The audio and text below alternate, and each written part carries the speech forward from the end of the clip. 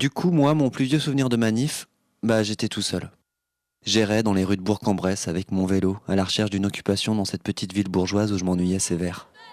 Et un jour, a surgi devant moi une foule de jeunes, énorme, qui avaient l'air très déterminés. Ça bougeait, ça hurlait, c'était super impressionnant. On était en 94, j'avais 12 ans, enfin il se passait quelque chose dans ma vie. Ce documentaire disponible en podcast sur Arte Radio a été un véritable coup de cœur pour vous quand vous l'avez entendu. Maëlys Détry, bonjour. Vous êtes documentariste sonore. Vous créez vos propres podcasts. Celui-ci est signé Olivier Minot. Il date de 2016. Il s'appelle « La révolution ne sera pas podcastée ». Qu'est-ce que vous lui trouvez de remarquable ? Alors, j'adore le travail d'Olivier Minot. Bonjour à tous d'abord. J'adore le travail d'Olivier Minot sur ce documentaire parce que pour moi, c'est du travail d'orfèvre, de montage en fait. C'est finement ciselé, etc. Et si quelqu'un se demande comment le montage se passe, là, je pense qu'on a une belle leçon parce qu'il arrive à mêler du discours au jeu, de la prise de son en réel et à faire un retour sur tout ça. Et c'est parfait, quoi. Enfin, il y a pas de défaut pour moi. Voilà. Donc, d'ailleurs, il a été primé. Ouais. Le podcast, comment est-ce que vous l'avez rencontré ? Alors, le podcast, en fait, en 2013-14, j'ai une amie qui habitait à Brighton qui m'a dit « Ah, mais toi qui fais de la radio, je comprends pas pourquoi le podcast en France n'existe pas. » Ou en tout cas, c'est ce qu'elle pensait. Et elle m'avait envoyé des articles de journaux anglais qui expliquaient comment monter sa chaîne de podcast, mais avec des outils anglophones. Et moi, je lui ai dit, mais en France, en fait, il n'y a pas pour l'instant ça. On peut réécouter les émissions de radio. Ça ne s'appelle pas comme ça. En tout cas, à l'époque, ça ne s'appelait pas encore comme ça. Et donc, je l'ai découvert un peu comme ça. Elle m'a fait passer des fichiers d'émissions audio en anglais. Et donc, je découvrais ça. Et elle me disait, mais en Angleterre, ça existe depuis 10 ans déjà. Il y a des stars même qui ont leur podcast. J'ai découvert qu'aux États-Unis aussi. Et j'ai attendu en me disant, mais en France, quand est-ce qu'on va pouvoir le faire ? Et puis, je ne trouvais pas les moyens de le faire par moi-même. Alors, il y avait SoundCloud qui est toujours là, qui est un outil pour poster ses sons en ligne. Mais il n'y avait pas ce mot qui permettait de dire audio à la demande, en fait. C'est ça que ça veut dire, podcast ? Pour moi, c'est ça. C'est un moyen d'écouter de l'audio à la demande. Donc, c'est soit un programme radio qu'on écoute après coup, soit ce qu'on appelle le podcast natif, donc qui n'est écoutable que sur Internet, en gros, ou via des applications smartphone, mais qui, en fait, a des formes multiples et plurielles, quoi. C'est une manière de pouvoir réécouter du son. Ça ne dit pas grand-chose, ce mot podcast, du contenu même de ce qu'on écoute. Non, moi je trouve que ça ne dit pas grand-chose parce qu'aujourd'hui dans le podcast, il y a des entretiens, des interviews, de la fiction, du reportage, de la création sonore. Enfin voilà, il y a énormément de choses qui peuvent le contenir en fait. Ça a commencé avant la France au moins en Angleterre. Il y a un engouement maintenant public assez fort pour ce genre de propositions audio. En quoi selon vous, Maëlys Détry, un podcast est différent d'une émission ou d'un documentaire radio ? Alors, c'est une question assez vaste. Pour moi, le gros truc du podcast, donc quand ce n'est pas une émission de radio, on va dire quand c'est du podcast natif, ce qui change, c'est le format et la durée. C'est-à-dire que c'est totalement libre. On peut être à 26 minutes 49 secondes comme 2 minutes 35. En fait, il y a une énorme liberté de format puisque l'auditeur clique et il prend le temps qu'il veut et l'émission peut être montée, recoupée comme elle veut. Ce qui diffère d'un format radio puisqu'il y a des cases qu'il faut remplir avec des top horaires. Je vous apprendrai rien. Une grille des programmes voilà. Avec telle émission à telle heure et c'est la même chose tous les jours ou toutes les semaines. C'est ce qu'on appelle la radio en linéaire, donc des programmes à heure fixe. La radio, elle va se faire dévorer, selon vous, par les podcasts ? Alors non, moi je pense pas. Je pense que l'auditeur va de plus en plus aller vers le format podcast, dans le sens réécouter la radio après. Après, moi, je pense que le flux direct ne va pas s'éteindre comme ça parce que y a encore des tonnes de gens dans leur voiture qui allument le poste de manière automatique sur leur radio préférée, qu'on a besoin aussi du direct parfois pour être dans le moment où il se vit. même si on le réécoute après, on peut le revivre pareil, mais c'est différent. Donc non, je pense pas que le podcast va manger la radio. Je pense qu'il y aura toujours les deux. Enfin, en tout cas, je l'espère. Parce que moi, j'aime ce moment du direct, en fait. La force de la radio, c'est de pouvoir retransmettre le direct en temps réel. Oui, et puis d'avoir l'impression de vibrer avec le monde à ce moment-là, en fait, d'être dans l'histoire à ce moment-là. Et il s'en passe parfois des choses à la radio inattendues.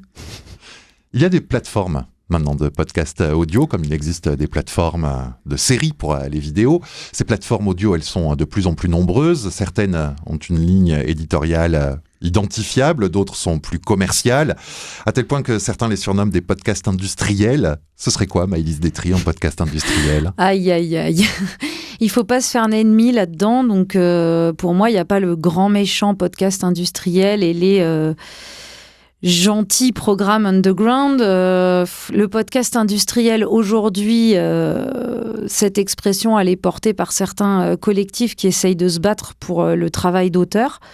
C'est juste pour eux et pour beaucoup des producteurs de podcasts qui font pas mal de programmes à la chaîne, qui travaillent aussi pour des marques.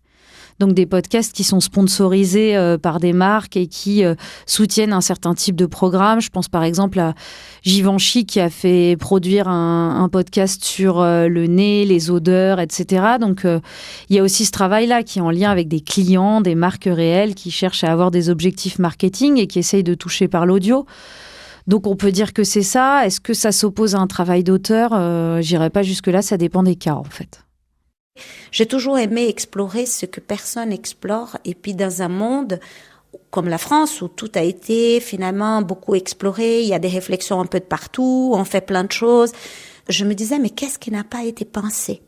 Et c'est cette réflexion-là qui m'a fait prendre conscience que la mort était le seul domaine où on n'avait rien fait.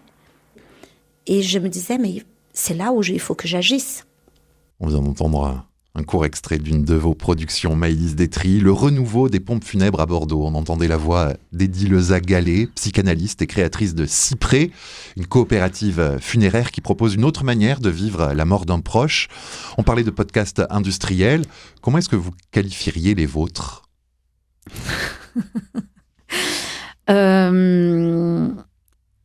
Alors, mon Dieu. Alors celui-là, je l'ai vendu à un site qui s'appelle Les Déviations, donc qui est un producteur de podcasts, mais aussi de vidéos et d'écrits, qui a pour prisme, ou en tout cas pour axe principal, le changement. Donc je leur ai proposé de parler des changements dans certains métiers, plus que des changements de vie de personnes. Ce travail-là, pour moi, certains le qualifieront de reportage, ce qui n'est pas faux. Moi, je le vois aussi comme un documentaire, même s'il peut avoir des aspects de prise sur le vif, etc. Pour moi, ce qui est important, c'est de passer du temps, en fait, avec les gens qu'on interviewe, avec les gens dont on essaye de tirer la substance ou l'histoire. Là, on a entendu un extrait où on est en entretien face à face, qui est une partie. Il y a aussi des extraits pris dans le réel de familles qui viennent préparer les enterrements des défunts. Donc, quand ça mélange les deux, pour moi, en fait, c'est un programme sonore, un documentaire, je ne sais pas, parce que certains diront que non, vu qu'il n'a pas été forcément écrit sur des mois. Mais pour moi, on est à la frontière entre journalisme et documentaire, c'est le temps pris avec les gens. Ça peut pas se faire en 3-4 heures sur place, de trouver une famille qui dit « oui, ok, je veux bien que vous enregistriez pendant que je prépare l'enterrement de ma mère ». C'est aussi la sensibilité des sujets qui amène ça. C'est du temps. Et du coup, il vous arrive parfois de contacter plusieurs personnes et finalement de ne pas les garder au montage parce que eh bien, ça ne correspond peut-être pas à ce que vous voulez faire entendre à vos auditeurs ? Alors, c'est rare, mais là, il se trouve que dans ce travail-là, ce reportage, documentaire, comme vous voudrez l'appeler, je l'ai tourné sur 3 semaines en petits bouts par petits bouts, selon les opportunités, pour me laisser le temps de trouver les bons interlocuteurs. Et donc, il y a une famille, par exemple, qui m'a autorisée à aller enregistrer les funérailles. Et c'était une famille qui souhaitait des funérailles malgré tout à l'église, parce que Eddie Leza, elle donne une réponse à ceux qui ne veulent pas de l'église et qui veulent des cérémonies laïques, mais elle accepte aussi d'organiser pour ceux qui veulent l'église. Et donc j'ai été à cet enterrement. D'ailleurs, c'est extrêmement étrange d'aller à l'enterrement de quelqu'un qu'on ne connaît pas pour enregistrer. Et finalement, donc la famille m'a demandé les rushs, les enregistrements, mais je n'ai pas gardé la cérémonie parce que ça ne collait pas au sujet, ou en tout cas, ça ne parlait pas assez. Et puis, je trouvais que c'était pas pertinent sur le montage. Par contre, j'ai rappelé la mère de la défunte pour en discuter avec elle. Elle m'a dit qu'il n'y avait aucun problème, bien sûr, mais qu'elle souhaitait récupérer. Donc pour eux aussi, c'est un reste, c'est un souvenir de ce moment-là, où finalement, je suis contente d'avoir pu les accompagner comme ça. Voilà, je ne sais pas si j'ai répondu à la question, mais... Oui. Dans le montage, vous parlez de montage, Maëlys Détry, la manière dont vous agencez tous vos sons bruts récoltés sur le terrain, c'est ça qu'on appelle le montage. Qu'est-ce que vous privilégiez ? Le sensible. En fait, voilà. Moi, j'ai été journaliste, j'ai été assistante de production, j'ai fait de la radio, du flash info. Ce que m'a appris et ce que m'ont appris mes 2 formations en film documentaire et en documentaire audio, puisque j'ai fait les 2 quand même pour me faire au métier, me faire la main, transformer aussi cette fonction de journaliste, c'est le sensible. C'est-à-dire qu'on n'est plus dans du pourquoi vous êtes là, qu'est-ce que vous faites là. Parfois, c'est laisser du silence pour laisser autant à la personne de trouver les mots ou de dire quelque chose en plus qu'elle ne dirait pas si on enchaînait sur une autre question. Donc, c'est ça, en fait. C'est le côté sensible. Je peux peut-être raconter une anecdote qui est plutôt sur du film documentaire, mais pour moi, en audio, ça aurait été pareil.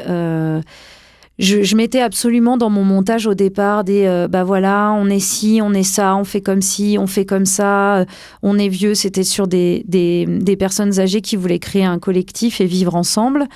Et en fait, à un moment donné, il y a une des grand-mères qui a le bras dans une attelle et elle soulève un gâteau, elle dit « Ouh là là, je sais pas si je vais y arriver ».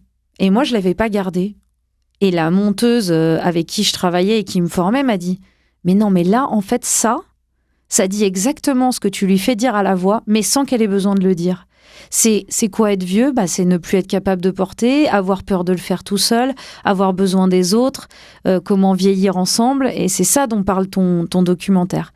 Et ça a été une révélation pour moi de passer vraiment de la question du fait, du constat, au sensible. Où est-ce qu'on peut entendre vos productions ? Donc en ce moment, c'est beaucoup sur le site des Déviations, parce que j'arrive à leur vendre beaucoup de sujets en ce moment, ou beaucoup d'histoires, parce que j'aime pas tellement le mot sujet, beaucoup d'histoires, des personnages qui les intéressent et auxquels ils sont sensibles. Après, plus tard, j'espère ailleurs. Moi, je me sens encore très bébé, parce que je suis passée par plein de cases dans le son, et puis là, je suis en train de grandir avec le documentaire sonore, le reportage, savoir comment mélanger les deux ou laisser l'un pour l'autre par moment. J'ai des idées que j'aimerais bien vendre à France Culture, à Arte Radio, mais tout ça, c'est en devenir. Donc, c'est des choses que je dois finir d'écrire et proposer. Merci Maëlys Détry.